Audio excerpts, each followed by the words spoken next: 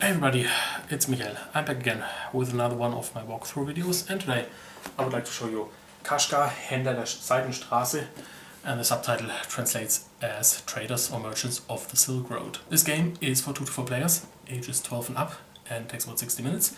I have a German version right here from Kosmos, and this is the only version as far as I know, at least there's no English version. The game is language dependent, but for the purpose of this video, you'll be fine as always. I'll translate everything as necessary. And there are actually resources online at BoardGameGeek where you can find either paste ups which you can use with sleeves or a cheat sheet, and then you should have no problem playing this game. The designer is Gerhard Hecht, and this is his first game. It appeared last year in Essen, but actually it says in the rules, and also you can find this information online, he designed it around 2004 or 2005, which is interesting because that puts it before Dominion and the whole deck building craze, hype, whatever you might call it. And this is basically what you could call it, and many reviews have done so already, open deck building. Because thematically in this game you're the leader of different caravans, and with those caravans you try to trade spices to earn respect, which is represented by victory points. And these caravans are basically little decks, but they're open. And whenever you add a card to a caravan, it goes into the back, and you can only play cards from the front of the caravan. So you can plan your actions accordingly, but you also have to be careful where to put new cards. I should also mention that the game comes with a 12 card already built-in expansion. This expansion adds more interactivity. There are some take that elements. The rules recommend that you don't do this on your first game, but in this walkthrough I will actually do it, and I'll try to point out these cards as I go along. So I hope I've made you curious by now, which is good, because what I want to do now is show you a full 3-player game. Have fun! So I've already set up a 3-player game, and as always let's take a brief look at the components first. Each of the 3 players has a resource board where they have 5 different spices. They have gold and they have mules, and each of those resources starts at a 3. Then each player has 3 starting cards. There are 12 in the game. All of them are assigned randomly, and the 3 we didn't use, since it's only a 3-player game, are removed from the game. And then up here we have a stack of character cards, and players can try to hire these to extend their caravans. Then we have a stack of special character cards. These are more powerful but harder to obtain. And then we have a deck of contract cards, and 4 are already put into the game face up. There are different kinds. We have special contracts, big contracts, and small contracts. There's one final step of setup that we have to perform. First we have to check whoever has the starting card with the lowest number, and that is that player with a profit, will become the starting player. And then we have to take a patriarch and put him on top of each of the starting cards, creating 3 caravans for each of the players.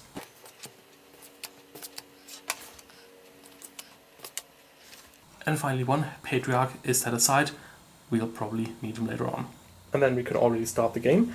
The goal is to get 25 victory points. Victory points are yellow in blue circles. You score victory points for all the characters in your caravan and the contracts you've fulfilled. So right now the red player already has 3 victory points, the yellow player has 2, and the blue player also has 3. And as you can see, the contracts have varying amounts of victory points.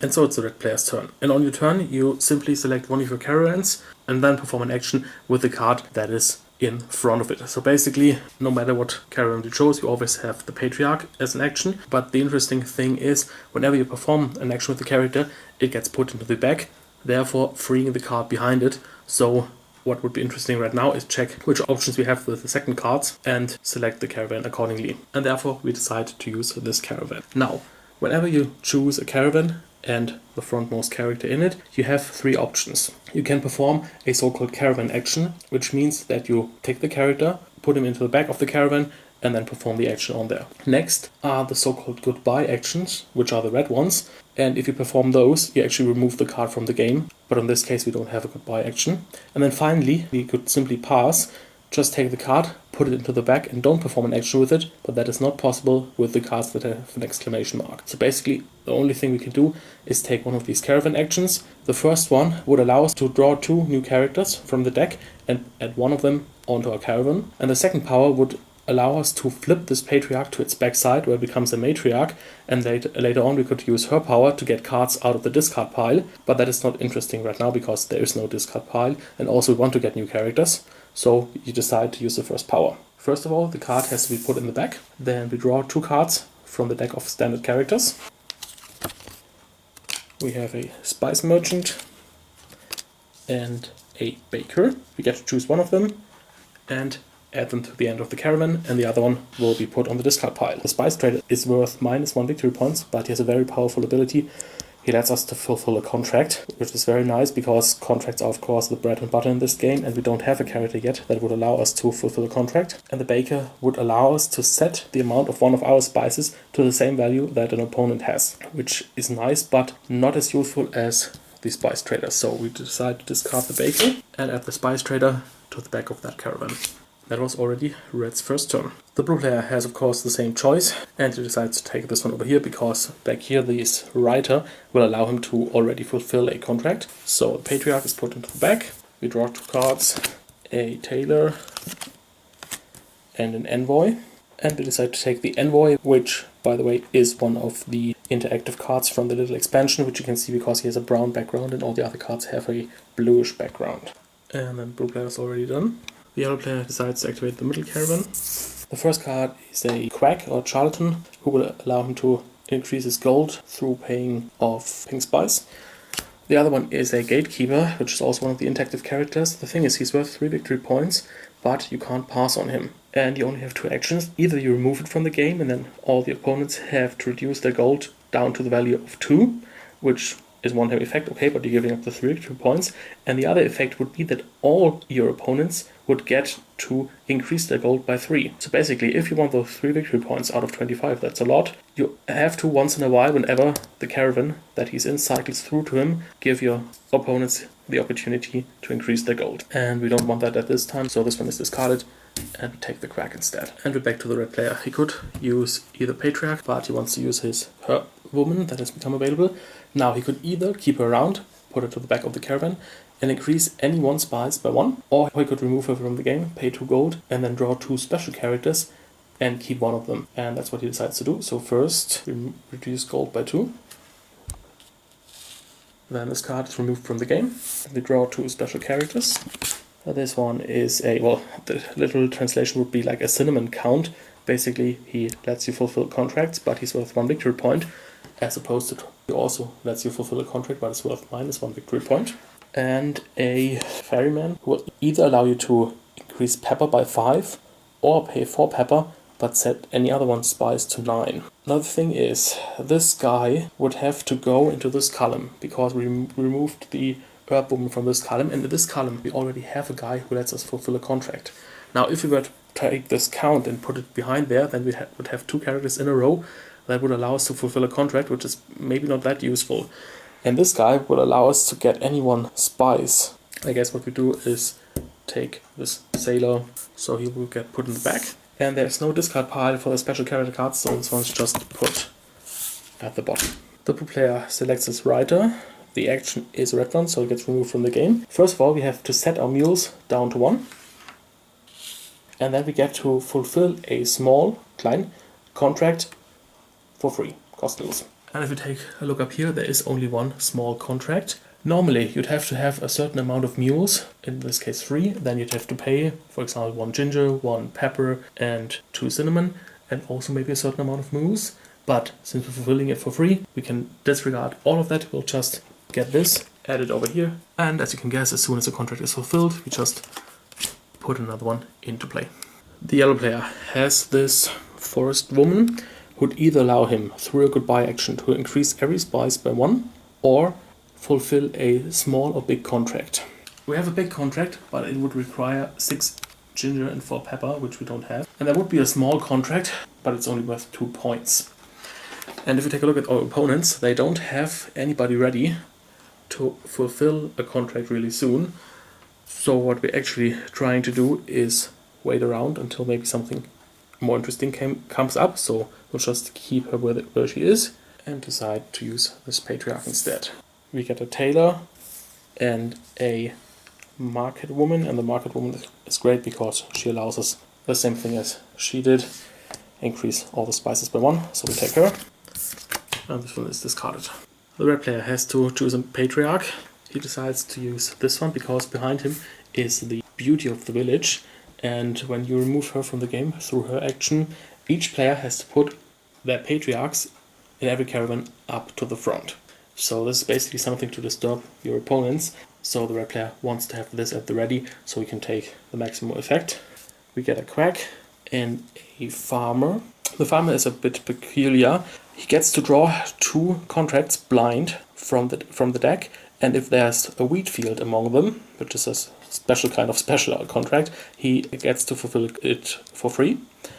And the victory points for each farmer are the number of wheat field contracts that you've fulfilled. And since there's already one of these wheat fields out there, a special contract up to the left, he decides to take this farmer. The blue player wants to bring his noblewoman up to the front, so he decides to use this patriarch. He gets a woman who plants spices basically, and also a farmer. He decides to take this one.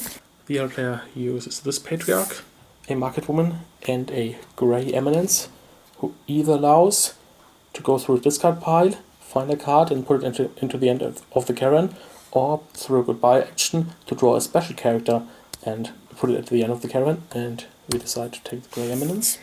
The red player uses this patriarch. He has a breeder, which either allows to reduce mules and then set gold to 7, or by removing him set mules to 4, or a merchant daughter, who for each of your patriarchs, usually 3, but there are ways to get rid of them or get more, increase gold and any spice by 1, but he decides to take the breeder.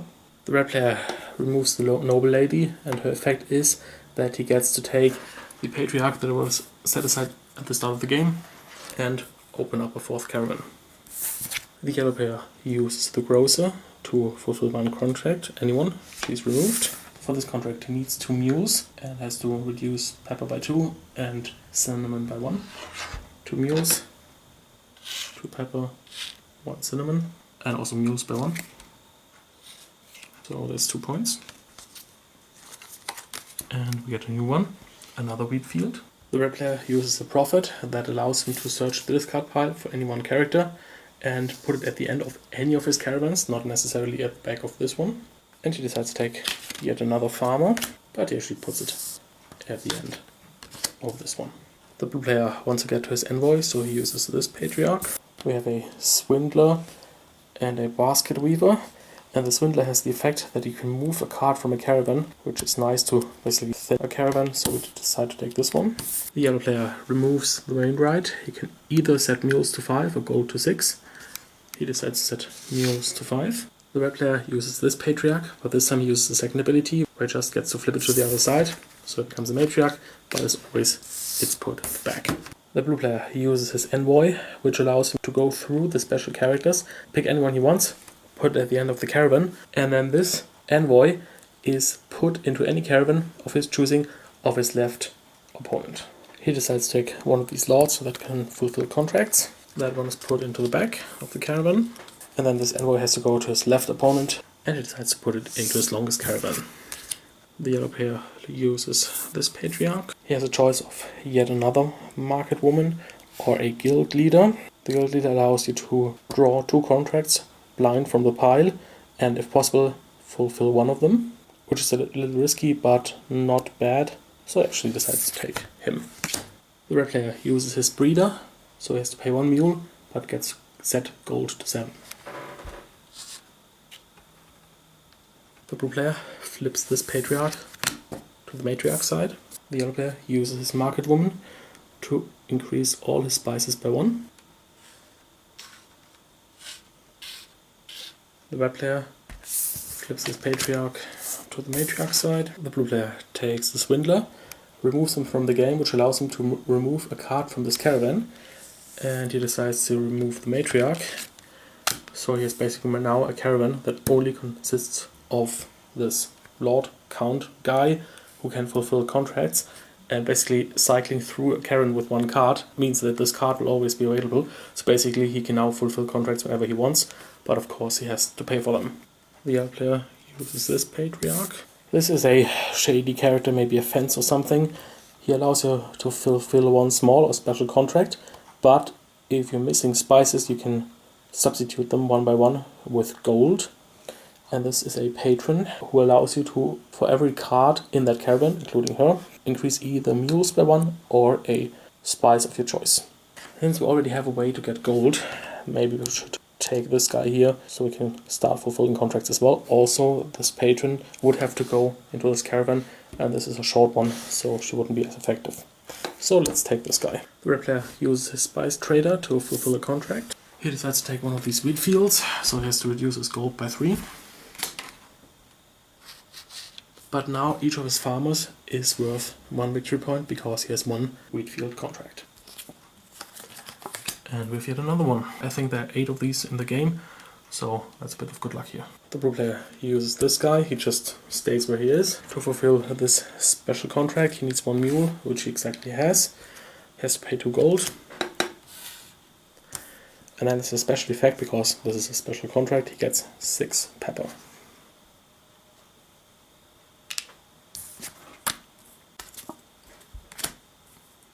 Now, this is the moment the yellow player has waited for. Finally a contract came up that he can fulfill, so this card's removed from the game.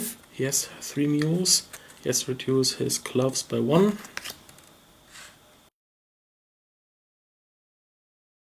And his mules by 1. The red player uses the farmer. He can draw 2 contracts from the deck. If there's a wheat field he can fulfill it for free, but only 1 if there should be 2. So let's see. We have a big contract and a small contract, so that was unlucky. And these cards just go onto the bottom of the deck. And before I forget, this cost him 1 gold. Maybe next time. The blue player is out of mules and gold, so unfortunately he can't fulfill any contract right now. So he decides to use this patriarch, a spice trader and a gatekeeper. That's a bit unfortunate. The spice trader is of no use because he has this guy, so he can fulfill contracts wherever he wants. And this is the character we had earlier, who you either have to cycle through to get the 3 victory points at the end of the game, but you'll help your players along, or you discard him at some point. So let's take him. This one is discarded. The yellow player decides to remove the grey eminence to get to draw 1 special characters and put him at the end of the caravan. He could alternatively pay gloves and search the discard pile for 1 card, but since he has this guy who can fulfill contracts in here, he wants to keep that caravan as small as possible. So this one's gone. The special card is a cupbearer, which is great because he lets you remove cards. So basically once we come around to him, we can create a similar situation as the blue player did, where we have only our character that can fulfill contracts in there.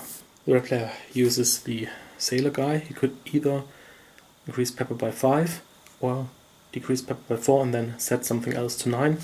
He doesn't have 4 pepper, so he has to take the first option. So pepper is now at 8.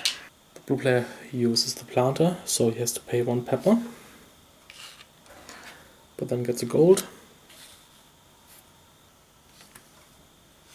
and 2 of these 3. The yellow player flips this patriarch to the matriarch side. The red player decides to use this matriarch. Her effect is that you have to flip her back to the patriarch side. Then she's put into the back, of course, or no, rather he.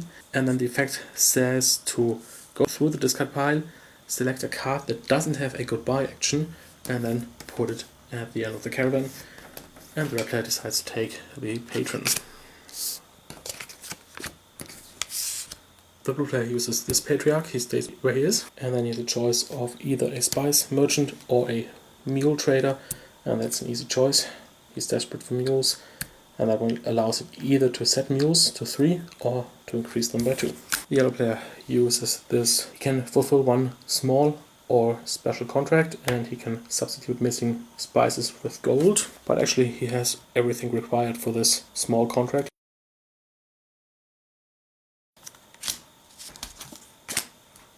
The red player uses his spice trader. He decides to take another wheat field. That costs him 3 gold, which is all that he has left. But this is basically 3 points, 1 for the wheat field itself and 1 for each of his 2 farmers. The blue player uses this patriarch. He has a choice of a patron or another planter. He decides to use the planter. The yellow player activates the cupbearer. With the goodbye action, he gets to remove 2 cards anywhere in his caravans. So this one is gone, of course. Then he decides to remove this matriarch. so he only has this fence guy here. And then he decides to remove the patriarch over here. The red player decides to use his matriarch, and he selects a merchant's daughter. The blue player uses his mule trader. It doesn't matter whether he sets his mules to 3 or increases them by 2.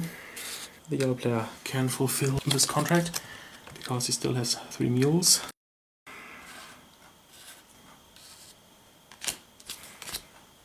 And let's just do a quick rundown of scores. The blue player has 4, 5, 6, 8, 11. The yellow player has 11 in contracts, 12, 13. And the red player has 0, 1, 2, 3, 4, 5, and 2 for each of the farmers, so 9. The red player uses the breeder, so he loses a mule, but he gets to set gold to 7. The blue player fulfills the contract. He has exactly 3 mules, and he loses 1 of each spice except the red one. The yellow player uses this patriarch. He gets a spice trader or a shepherd. The shepherd is worth 2 points, and when it is activated, the opponents, yes, it's again an interactive card, have to move the frontmost card of each caravan to the end of a other caravan. So that one creates a lot of chaos, but also might create some opportunities. He definitely doesn't need this one, and well, at least it's worth 2 points, so he takes this one. The red player tries his luck again at the farmer. First gold is reduced by 1. And he's out of luck. None of them are any wheat fields. The blue player turns this patriarch into a matriarch. The yellow player uses his guild master, so he gets to draw 2 contracts, and if possible he can fulfill one of them. This is a big contract, he can't fulfill it, and this is a small one, and here he's also unlucky because he doesn't have enough spices. The red player still has the village beauty out here, and her effect would be that each player has to move their patriarchs up front. For the blue player, that wouldn't be bad at all because this one over here is a matriarch, and these are in front anyway. For the yellow player, this one would have to go in front. On the other hand, the envoy would actually serve the red player because he would be able to get it after that. So he decides to select this caravan, but pass, so this card is just moved to the back. But on the other hand, he gets to keep it and the point, and since he's low on points anyway, that's probably not too bad an idea. The blue player uses the planter, so pepper is reduced by 1. The yellow player uses the market woman, so all of the spices go up by 1. The red player uses this patriarch. He has a farmer and a beggar. The beggar is an interactive card again. It would make the opponents reduce their gold by 2. And then if at least one opponent has 0 gold, the player would be allowed to set his gold to 6. But he takes a farmer, which is immediately worth 2 points. The blue player fulfills a contract. This big one, he has 3 mules. They're reduced to 0. 6 ginger and 4 black pepper. But it's worth 6 points. And we get another wheat field. The yellow player tries his luck with the guildmaster again. A big contract that he doesn't have enough ginger for, and a small contract which actually works. So he gets to fulfill it. The red player uses a farmer again. There's 1 wheat field. And this one isn't, but he gets to fulfill this one for free. So now each of his farmers is worth 3 points. The blue player fulfills the contract. Since he doesn't have any mules left, he has to buy one of the wheat fields. This one costs 5, he can't afford it, but this one for 3. The yellow player uses this quack. He decreases cloves by 1, but he gets 4 gold. The red player uses the sailor, so he has to reduce pepper by 4, and he chooses cinnamon. The blue player uses his mule trader, so he gets to set them to 3. The yellow player uses this guy to fulfill a contract. For this one he needs 3 mules, which he has. He would need 6 cinnamon. He only has 2. But he can pay the rest in gold. And another 4 points for him. The red player uses this patriarch for noble, which would either allow you to draw 2 special characters or remove a patriarch from one of the caravans. And this one is a blacksmith. He would have to pay 6 gold and 1 mule for the effect, which is that he gets to draw 3 contracts from the deck. He can fulfill all special contracts for free, and at most 1 small contract. and he decides to take this one. While the blue player is in a position to fulfill a contract every turn, his resources sadly don't allow for it. He only has 3 mules and no gold, so none of the current contracts are available to him. Also, he's running a little bit low on pepper, and pepper is the only way for him to get more spice and gold. And what he does is decide to activate this matriarch and then get 1 card from this card pile. While it would be great to get this basket weaver who increases pepper by 3, that's not allowed because he has a farewell or goodbye action, and the matriarch specifically says that you can only pick a card that doesn't have 1, so he decides to take a market woman. The yellow player decides to select the envoy, so that one goes to a caravan of the red player, and he gets to go through the special cards and take one that he likes. He decides to take a smith, and he decides to put the envoy into this caravan. The red player wants to fulfill a contract again, so he has to get to the spice merchant somehow. In front is the patron, and he could activate her, but that would cost him 1 gold. He has exactly 5, and there is a 2-point wheat field that costs exactly 5. So while he decides to select the patron, he decides to pass on her, so he's just moved to the back, and so he's able to fulfill that contract on his next turn. The blue player uses the planter. The yellow player uses this guy to fulfill this contract, so he has to pay all of his gold. The red player uses his spice trader. To get this contract as planned, it'll cost him 5 gold, but it's another wheat field. The blue player uses the mule trader to increase his mules by 2, so he's now at 5. The yellow player is at 23 points, 18 from his contracts, plus another 5. And since there are some character cards that give you 2 points in the normal deck, he just decides to gamble, so uses the Patriarch with his normal ability, and maybe he's lucky. No, he isn't. He only gets a planter and the Sparrow Maker, who would allow you to set one of these 3 things, so pepper, gold or mules, to 4, and increase another one of them by 1. So it decides to take that one. The red player selects the Sailor, and decides to take the first ability. Pepper is now at 9. The blue player is at 20 points, and there are 2 contracts out there that would give 5 points, but unfortunately he doesn't have enough pepper, because both of them need at least 2, and he only has 1. And since he sees that the yellow player has the shepherd out here, which will probably mess up the order of all the caravans pretty soon, he decides to fulfill a contract while he can. This one. He's now 23 points. The yellow player indeed uses the shepherd, so everybody has to put all the cards in front of each of the caravans to the end of another caravan. And when I say everybody, of course I mean only his opponents. The red player decides to put both these patriarchs at the end of this caravan, because he doesn't use it anyway, and then the village beauty goes at the back of this caravan. The blue player decides to put this patriarch and this one at the end of this caravan, then this patriarch at the end of that one over here, and then this guy is put at the end of this caravan, and we're down to 3 caravans again. The red player uses the merchant's daughter. He has to pay 1 cinnamon, and then for each patriarch, and he has 3, he can increase gold by 1 and any spice by 1, but it works in a way that you have to choose the spice, and then you get 3 increases of that spice. You can't split it among different spices. And he decides to take cloves. The blue player uses the market woman to increase all spices by 1. The yellow player uses the quack, so that's -1 cloves, but plus 4 gold. The red player uses the breeder, so he loses a mule, but it gets set gold to 7.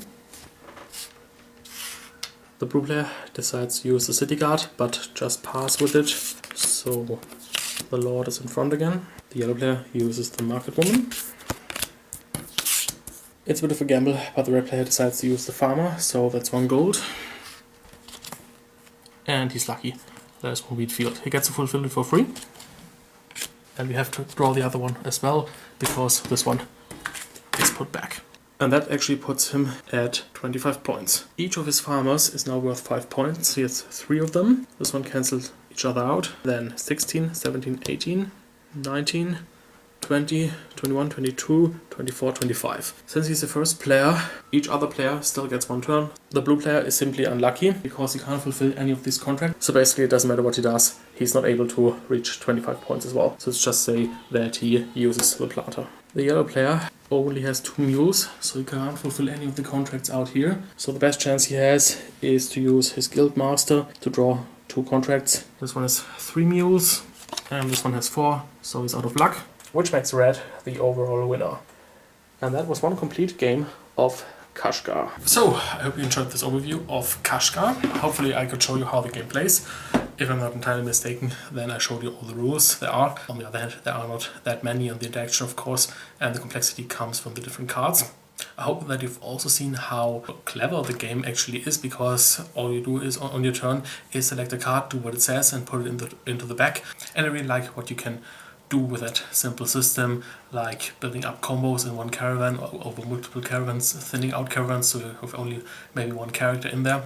On the other hand, you really have to pay attention to what you're doing. It's a race after all, and you have to be careful not to lose momentum. If you can fulfill a contract basically every turn, then of course you need the engine behind that to actually get the spices and the gold and the mules you need for fulfilling contracts. There is quite a bit of luck involved, of course. There are cards that are huge gambles, like the Farmers, or the one that lets you draw 3 contracts and you can fulfill any of them that you're able to. But I think, well, it's a card game after all, and there's still enough control, and also the gameplay is very fast. Really hope an English publisher will pick this up, but if not, I guess you'll be able to play this game with the resources provided online, even if you don't speak a bit of German. And then I guess I'm already done. Thank you so much for watching. As always, have fun playing, and bye bye until next time.